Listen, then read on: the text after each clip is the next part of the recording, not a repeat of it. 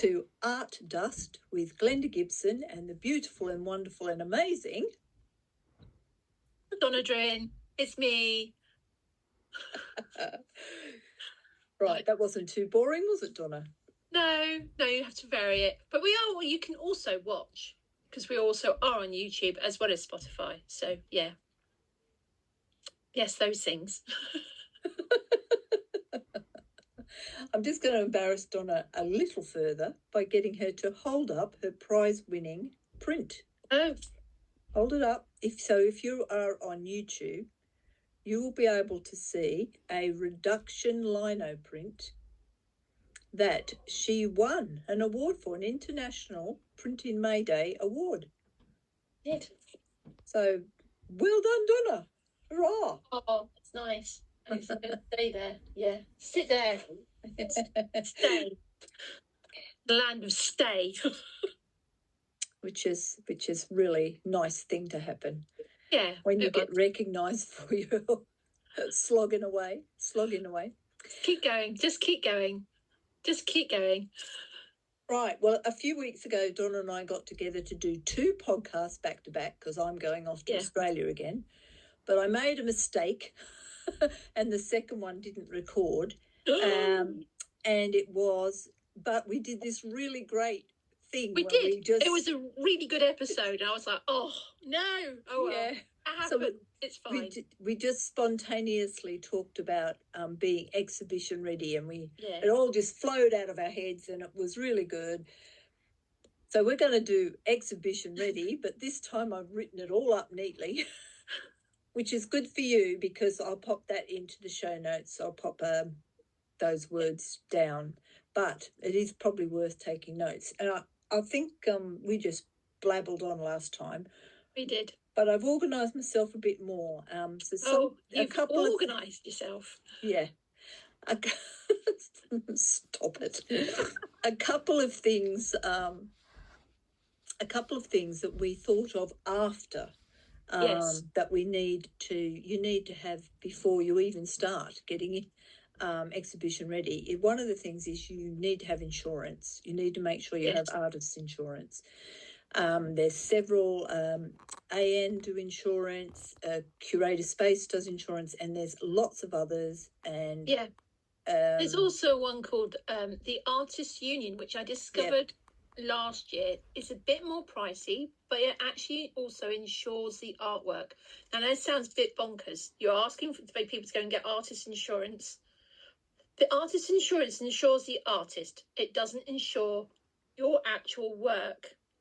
So when you have to have artist insurance, it's like, I suppose, a professional thing. So like when you turn up to a market, you've got all your stand and everything is all protected, but it doesn't actually protect your artwork. It only protects you from being personally sued, pretty much, and small accidents and stuff. But it protects you. It doesn't really protect the artwork. If you want to protect your artwork, you can insure it through AN, but it's very expensive. Whereas if you join the Artists Union, which I've begun to think that this year I might jump ship. I've been with AN for quite some time, and I have this brand loyalty thing in my head, but Artists Union actually insure the artwork as well as you. But the AN have also introduced, this is the thing that's making me kind of if you had, say you can get sick pay from AN, they've introduced a sick pay insurance. So if you break your arm or you have to have an operation on it and you can't work, there is an insurance. This is what's making me kind of go, I don't know which is better. But anyway, that's my little artist insurance rant. And I actually know somebody who claimed insurance. She broke her wrist and she couldn't paint, she couldn't teach either. So she claimed that insurance and they were very good and it was very generous. It was all good. Yeah. Yeah, so it is something to think about. I mean, we are really out on our own in lots of ways. Yes. But anyway, if you're going to exhibit your work, and why I'm talking about exhibiting your work and being exhibition ready is that's how I sell my art. It doesn't sell online. I have sold one thing, I think, through Instagram. I've sold one thing through my webpage. But generally speaking, it's exhibiting is how I sell my artwork. Donna sells a lot of her stuff at markets at the end of the year, but her artwork, again, it's sold predominantly through exhibitions. Yeah. But it can be expensive and daunting and just jolly hard work.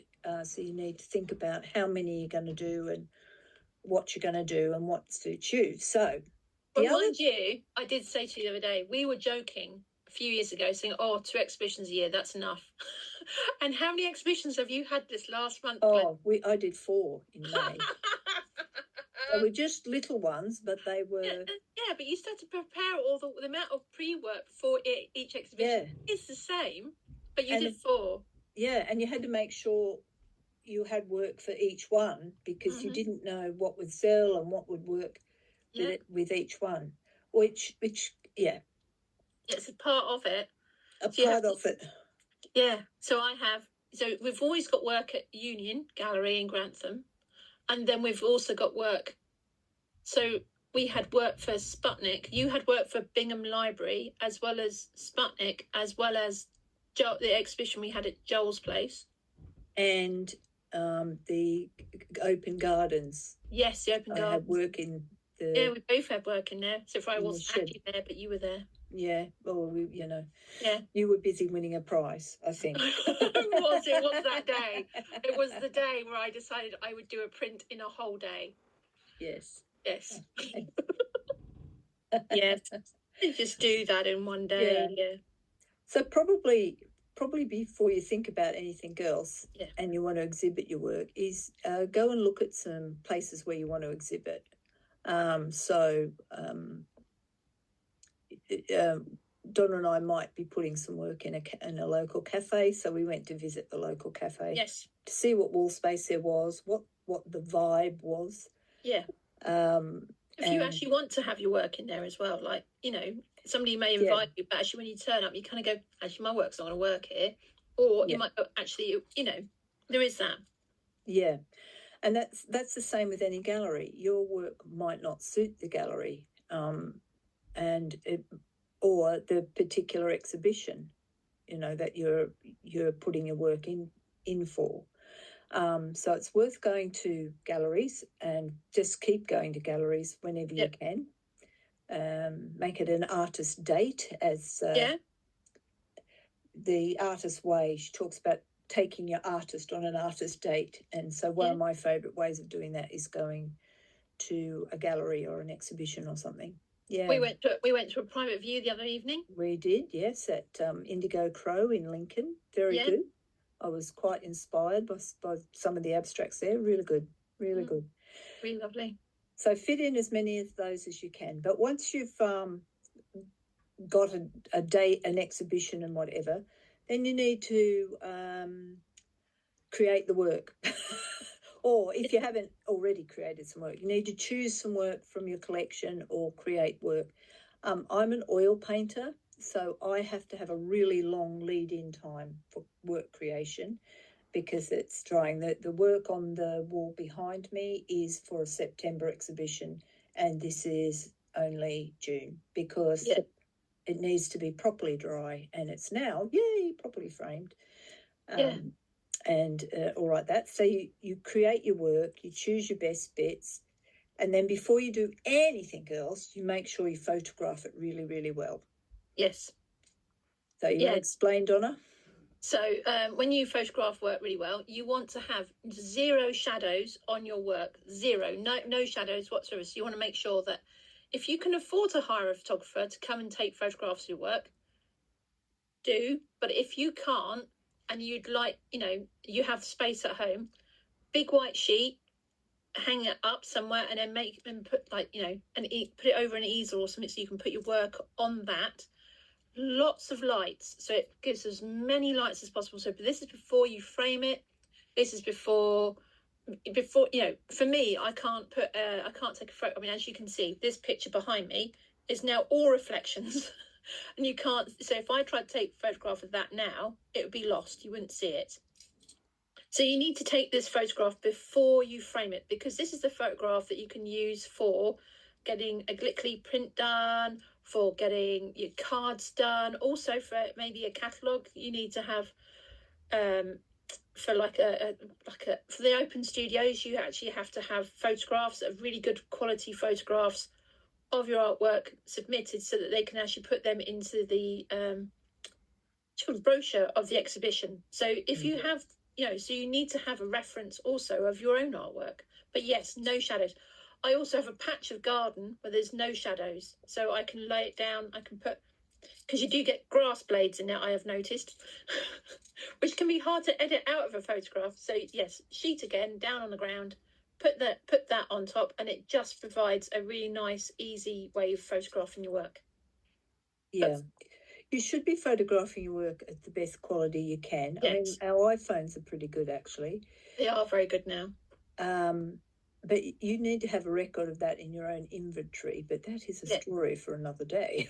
Another thing. Probably. The stock list. The stock list. You should know what you've got, and you should have very good photographs of it, including some close-ups and things like that of the details. That's really important. I use that for my web page as well. Although something the other day, I think it was a residency I was applying for, they wanted some close-ups of your work as well, which I've never actually been asked for that before for an exhibition, but that was that's what they wanted. So once you've got it all selected and all of that, you need to find out from your venue how they want to hang it, what sort of fixings they want on it, and whether it's important to them to have it framed or not. Framing is expensive. Yeah. So and if it's got glass in it like Donna's got, you've got to be super careful at transporting it as well. If they're happy to just have painted edges, that's obviously cheaper, but work does look great in a frame. It elevates it. Yeah. And one of the exhibitions we regularly exhibit in use mirror plates halfway down the work of art. So they have to be put onto your work and actually painted white. Yes, they do. This particular exhibition. But other times they'll want hooks on the back or a string. Or they want D-rings. Yeah, D-rings. Actually, if you do the D-rings, have two options. Put your string on the back, but also turn the D-rings so they're face pointing upwards. Because then if they've got the hanging system that comes down with little metal hooks on, you can still slide that on. But if they then decide to move it to a wall where they haven't got the hooks, you've still got the option of moving it to another spot. So D-rings are great because you can just turn them and use two of them onto two hooks or the string that goes across. But you need to find out from the gallery what they're wanting you to turn up with. Some places are really specific, other places are not so bothered.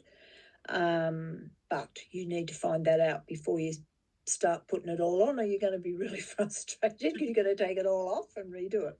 Yeah, and it's how you label your work is really important too. So yes, you need to have a label on the back of your picture, and then you also need to have on the back of the picture, so you can have your name, the title, and you made it, so you've got your signature on the back, and the price sometimes actually helps, but also to put a certificate of authenticity stuck to the back. And it means that somebody, when they buy your work, if you're selling your work through a gallery, that's quite anonymous. So the gallery will have the person's details and they may put that person on their mailing list, but you're not going to find that out. You will never know unless the person who buys a piece of work contacts you and says, "Hi, I bought your piece of work. I've now got it up in my lounge, or I have it in, So that's that's really nice when that happens. And you can have these lovely photographs and it's that's really nice to actually know that somebody's bought it and it's going to a home where it's loved.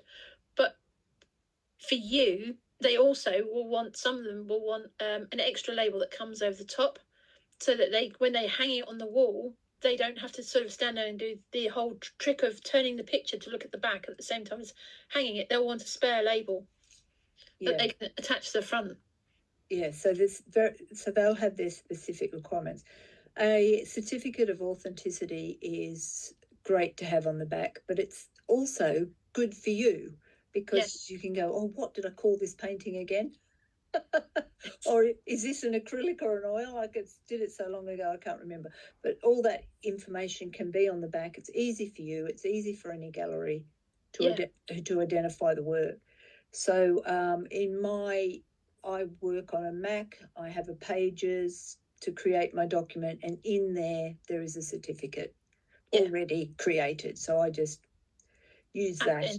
I don't invent the wheel. I just use that thing. But you might want to do something very fancy and very you and have a different sort of thing. But I just stick it on the back of the back of the somebody knows. Yes.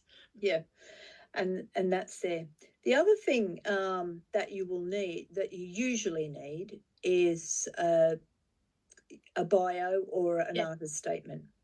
Yeah. So you should have several of these ready anyway. A 3-word one, or a 5-word one, a really short little sentence, little snappy sentence. Mine is exploring rewilded areas through art. Ta-da! Explains everything. Yeah, and I paint in vibrant oil colours. Simple. Yeah. But then you should have something that's more like 30 words, another one that's 100 words, one that's 300 words. And then when you go to put that into an exhibition, you need to look at it again and tweak it for your exhibition. Yeah, you might have each gallery might say, some galleries might be posher or more formal. Some galleries will be formal and they'll want one that's heavily arty worded. And other ones will be more informal and they'll just want one that Joe Public, who hasn't had an art education and hasn't swallowed the art thesaurus, can understand. So you need to pick it towards the gallery that you're going towards. Yeah. And also you need to realise that you change, that I had on an old one working on abstracts and murals. Well, I haven't done a mural for years now. I'm probably not going to do any more murals, but at the time I was. So it needs to come off and I need to put some, on what I'm doing now. The other thing you could need is a description of the artwork. So that's where you talk about your inspiration, your method, any influences that you've had in a little write-up about it. And that can be as poetic and beautiful and as arty as you like. But not hugely long, because they put them on the wall near your painting. They're normally about 30 to 50 words maximum, I think, to really honest. On those, because they really are. Yeah. Sometimes they just want. Yeah, sometimes they don't even put a price up. But anyway, yeah. It's normally just your name, what it's made out of, and price. Yeah, so that's your label. So that's sometimes your label includes a description. It's all done differently. So you have to find out. And sometimes you're responsible for the labels, but other times the gallery will want to do the labels themselves. The one thing I was going to say about prints was when I do the back of if you're mounting anything in a frame, like a glass wooden frame, traditional frame like that, you also need to put on a piece of tape that seals it to stop any little bugs from climbing in, even though they can still, I don't know how they manage it, they climb through the glass and through the inside. But on the back, if you seal the back, you are less likely to get those really nasty little thundery bug things climbing into your artwork. But that actually really helps. That's another part of your presentation and your sealing it. So you do need to think about the price as well. You need to know what the commission is going to be, how much they're going to take that into account. And I saw one yesterday, day before yesterday. I was looking and it said the artist bears 52% of the cost. 52% of the cost. So that's basically materials, tax, and their commission. And then it also said that if the customer breaks the frame within a year, that it's up to the artist to replace it. And I was like, what? When's that a thing? But anyway, yes, that was a sneaky line in the bottom in the small print. I've decided not to enter that. I might just go and have a look at their exhibition, and see why all of a sudden is that line a thing. But anyway, yes, that threw me a bit. Yeah, that's new. I haven't come across that before. No, I haven't either. Yeah, but you do need to take the cost of your frame into account. You do. I've just had a piece framed. It's behind me there, the big white frame. That was £165 for the frame, and then I've got the commission and the price I want for this original oil painting, which is not like a tenner. No. I want a bit more than that from it, so it ends up being quite a pricey piece of work. But that's the reality of the situation. It takes you time, and you've got, is that art of the only industry where we work for free until we sell something. Yeah. So also, things you take with you on the day of delivering. You've got to find out when and how things are being delivered, because sometimes there's a specific day, specific time, and they tell you to take your stuff away and whatever, and the collection days are the same. So you wrap it up ready for transport. You note any delivery details, and you have a list for you and a list for them of what you're hanging. Yeah. As detailed as possible. Yeah. So that everybody knows what's going on. Make sure you know you have a way of paying, that you've talked to them about how you're paying. Yeah, so of course, how are you going to receive payment from them as well, and when? Because some of them will say, oh, we give out after the exhibition and you've come and collected your work, it will be 10 days after. Or they might say, oh, we'll do that.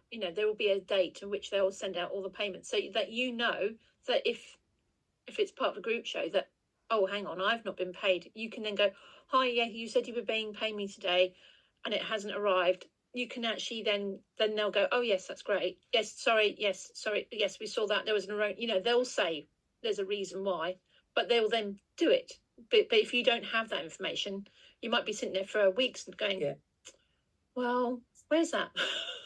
And when Donna does markets and I do an exhibition, I always have a cash tin with about £20 float. It's not a big float, a couple of fivers, plenty of ones, just a little float.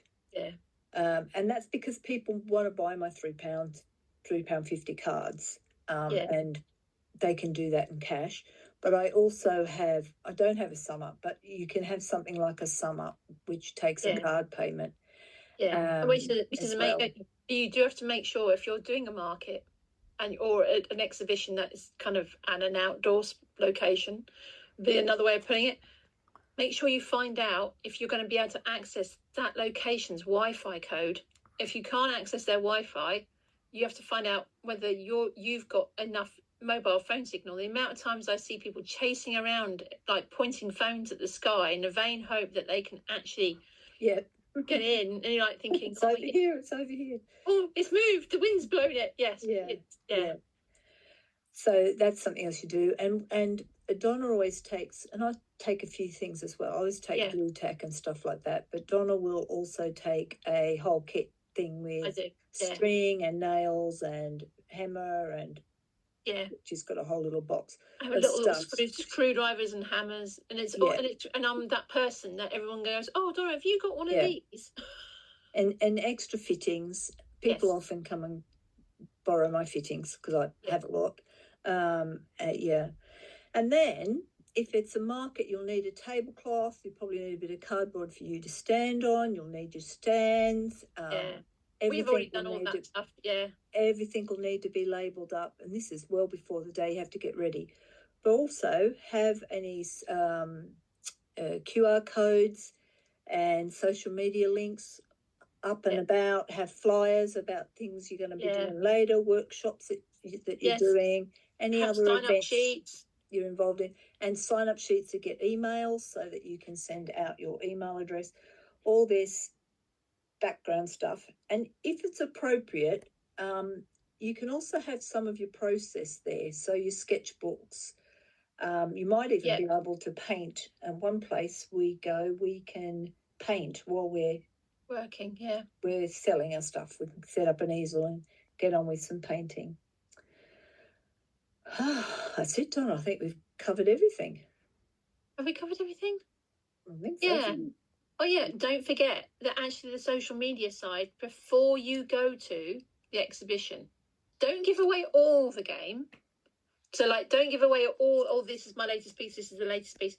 You might want to say, oh, look, you can come and see some of these and do a really quick flyby video. Come and, these will be in my exhibition at. Bit like at the moment, you can't actually see Glenda's pictures very well behind it, but they're there. But you can kind of go, oh, actually.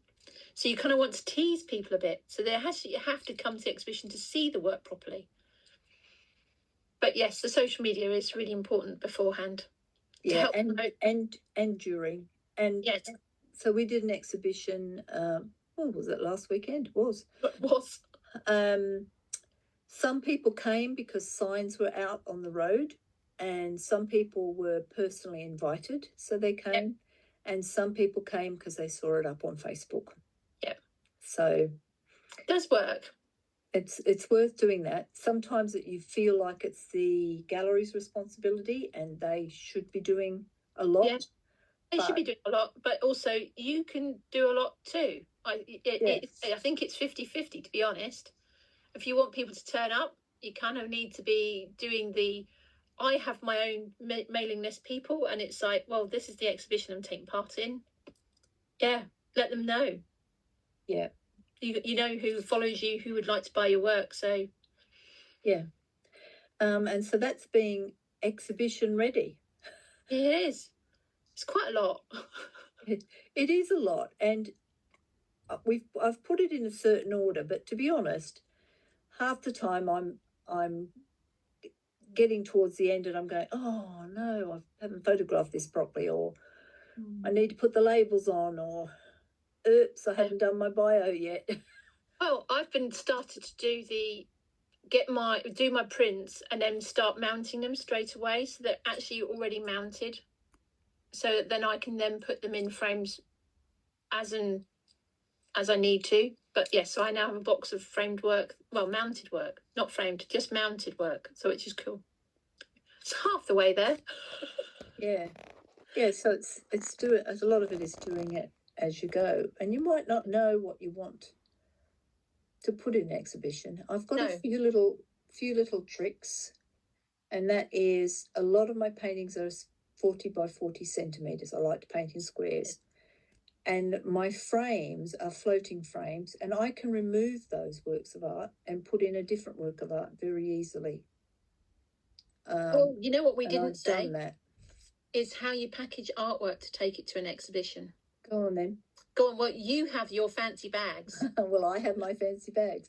So I got some bubble wrap insulation stuff that you put behind heaters, a whole roll of it, and cut it up and made it into bags with a bit of fabric that goes right around it to give it strength, and I just tied them up in a knot. I didn't even sew them. So they're just a ready-made bubble wrap bag that I just sit my artwork straight into. I can put 2 in there that are similar size and not going to affect each other. I also do, if I've paid for a frame, I do tend to put a bit of cling film around the frame just because it can pick up colour of other work. But yeah, so wrapping it up well is important, especially if you've got a frame. Well, especially if you want to value your work, actually. It doesn't matter. It needs to be wrapped. I tend to put stuff on the corners, and I've got like little bubble wrap sized envelopes that I can slide my framed pieces in, because obviously quite a lot of my pieces are small, so these little bubble wrap envelopes are and I can just turn up and take them out. But be prepared to take sometimes they ask to keep your bubble wrap at places, but so label your bubble wrap if it's for a set picture. But you can just write that on with a permanent marker, or just put a sticker on with a label, and that's a good idea as well. I don't worry about it too much because I've just got a selection of bags of different sizes. And lob all my stuff in there. And what I love about my bags is they have handles. I can throw 4 bags over my shoulder and walk into an exhibition with all my work. It's all safe. I'm not balancing it and wobbling with it, and can only take one piece at a time. It's all safe and easy to carry. Yeah. All right, Donna. That is enough. But do the like and follow thing, people. Anything. You need to do the like and follow thing. You need to clicky and go, yes, we like these people. Subscribe to them. Follow, subscribe, and share. Yeah, you know, if you found something useful and you think, oh, these two women, they're too funny. Well, we'd never claim to know everything, but we certainly, don't. We've been doing this for a while now. More than 20 years, and so we know a few things. We've not been doing the art exhibiting market thing for 20 years. I have. Have you? Yep. Oh. I started my business in 2026. No, that's this year. Oh, 2006, 20 years ago. I started my business. Oh, I see. Mm-hmm. No, not me. So. Yeah. But you've been doing stuff and exhibiting. I have been doing stuff. A long time. I have. Yeah. Yeah, not that long. No. Yeah. But yeah. Okay. Enough waffle. Thanks for joining us, and we'll catch you soon. Bye.